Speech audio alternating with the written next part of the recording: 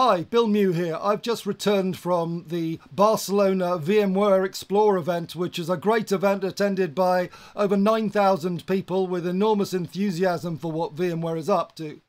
One of the highlights for me was the Sovereign Cloud Summit, and I'm very fortunate to be joined by Laurent Allard, who is the leader for VMware's Sovereign Cloud business. Laurent, very nice to see you. I'd wanted to speak to you a little bit about what happened at the summit. I found it very, very interesting that after we've been talking, you, I, and a few others, for some time about Sovereign Cloud, and there have been initiatives like GaiaX and whatever, in recent months we've seen some of the hyperscalers come out with what they call sovereign cloud solutions. If anything, this is a massive endorsement for what we've been doing all along. And I'd like to take your perspective on how you think this is actually ratifying exactly what you're doing, and what it is in particular that VMware's doing differently that addresses the real issues in the market.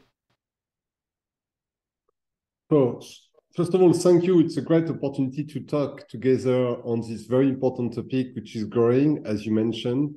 The fact that hyperscalers are all promoting a sovereign cloud offering is a confirmation that there is demand, there is a need on the market. And the wording sovereign cloud, I remember 1 year and a half ago, it was seen as a marketing or nice to have. Now it's a must have for a lot of different industry sectors. So first of all, yes, it's very concrete. Confirmation of the interest and the demand of the market is there. It's concrete and tangible. And we are pleased to be part of this journey as an enabler. And this is a very specific element. We don't provide in silo a single platform somewhere in a country. We enable a network of sovereign partners native from Europe. The 27 are in this group to deliver sovereign services for European industries. And it's very important to emphasize the fact that you're supporting local players, that you're providing an opportunity for local innovation, for players to actually provide solutions in all the different niche requirements, be they in defense, in government, or in any other areas where you have particularly sensitive data, providing a platform on which these players can innovate. And also there's no lock-in, because obviously you're providing a set of technologies that people can easily take their data and their services from one provider to another to engender innovation and interoperability and portability within the market.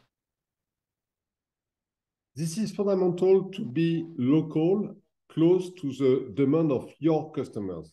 For us at VMware, we define sovereignty as choice and control. You need to be able to choose the best partner for your specific needs, and over time to control that what is going to happen on your data is fully under control.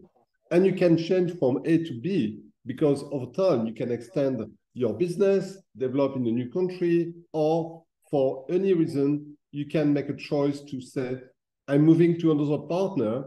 It's your choice, it's your call. Portability is part of the requirement.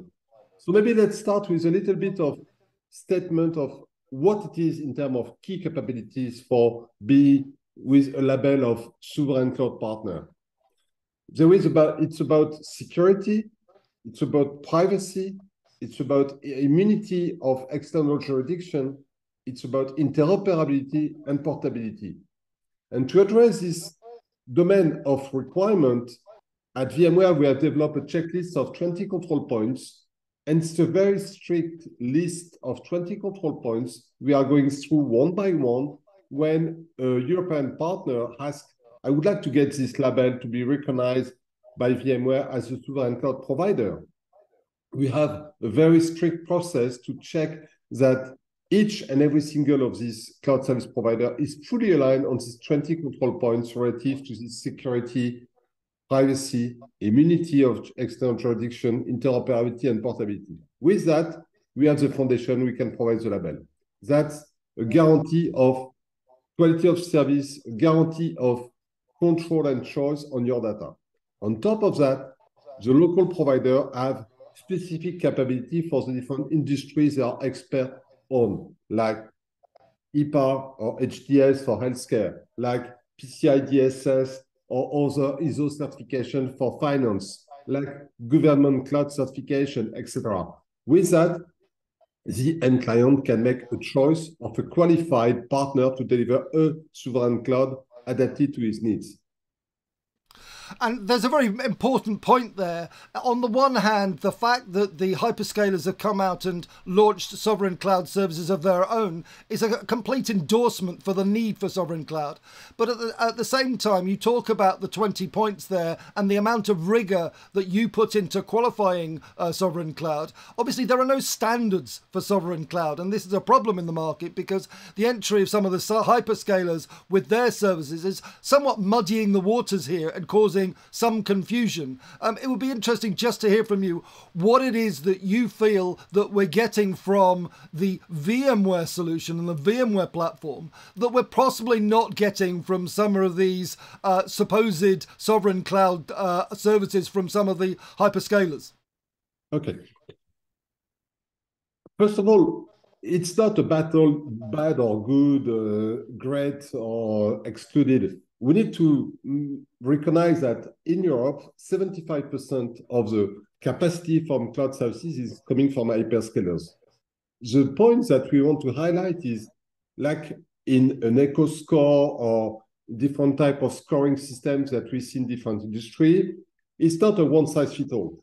You have A class, B class, C class, and the sovereign cloud, when we speak about the wording sovereign cloud, should be reduced to the A. But other terminology could be used for B, C, D, E, secure, trusted, or whatever. There is no standard in Europe. So the fact that we have 20 control points is very clearly stated for the top A level, the best in class.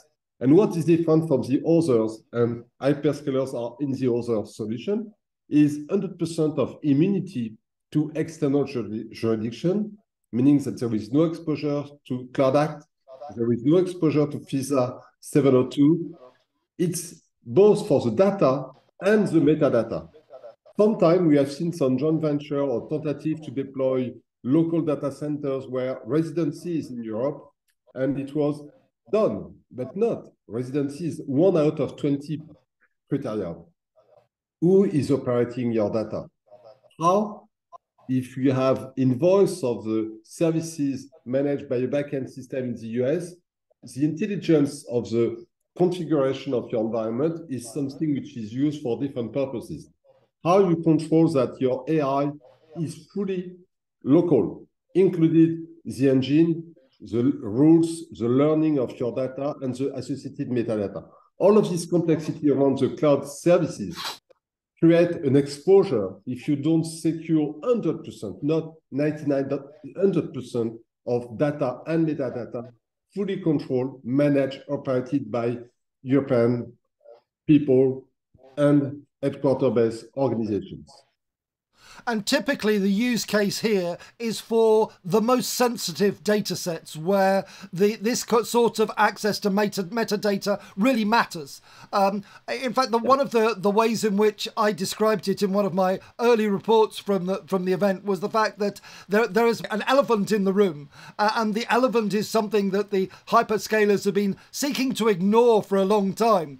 And that elephant has a trunk, which is sovereign cloud, but it also has ears, and these are the level of data privacy and regulatory compliance, and also the amount of data surveillance and the inadequacy, the data adequacy that we have with the US.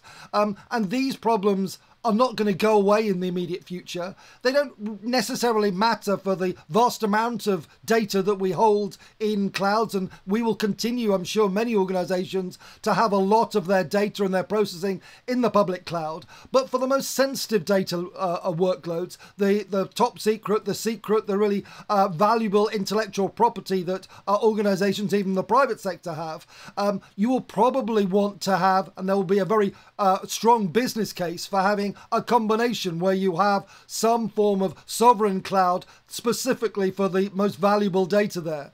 Unfortunately, whilst the hyperscalers are now admitting that the trunk exists and the need for a sovereign cloud, they're somewhat ignoring the rest of the elephant, pretending that still doesn't exist. And it will be very interesting to see how this plays out. Laurent, I'm very grateful for your time. Thank you so much for joining me. VMware Explore was a fantastic event in Barcelona, and I would encourage people to go online and catch up with some of the write-ups for that. I will be writing an article myself, and hopefully come and join you guys at future events. Super, thank you very much, and I enjoy this discussion, and please, we'll love to continue as it's dynamic, it's a journey, and we are very engaged to make it right. Okay, well, thank you very much, everyone. I'll be publishing a write-up from the event very shortly, and we'll be sharing a URL with you so that you can also follow that. And Laurent, thank you very much for your time. Thank you very much. Have a good day.